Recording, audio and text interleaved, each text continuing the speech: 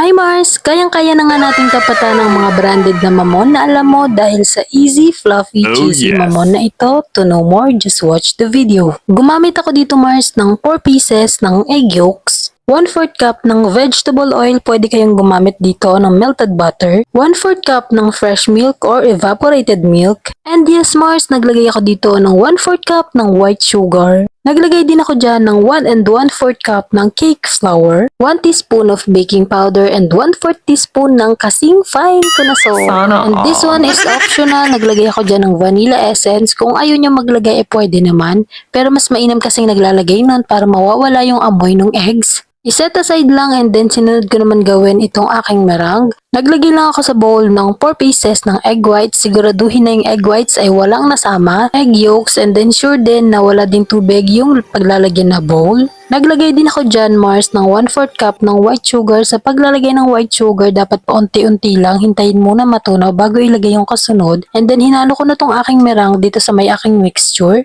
Take note na sa paglalagay nitong meringue ay dapat paunti-unti lang din. Hayaan muna natin na ilagay yung kalahati and then isunod natin yung kalahati para hindi mabigla yung mixture. At huwag kang makulit Mars, huwag mo yan i-overmix. And then kinuha ko na rin dito yung aking mga molder. Nilagyan ko lang din yan ng baking paper. Again, kung wala kayong baking paper ay pwede kayong mag-grease ng oil dun sa mga molders. Nag-preheat na nga din ako dyan Mars ng oven at niluto ko lang yan sa loob ng 20 to 30 minutes at 180 degrees Celsius. Kung wala namang oven ay pwedeng gumamit ng mga improvised oven. Ito ay yung mga kawali lang. And then Mars, pinalamig ko lang yan ng konti and then nagpahid lang ako ng margarine sa taas and then naglagay ako ng cheese sa ibabaw. And here's the finished product. If you want more, follow me for more.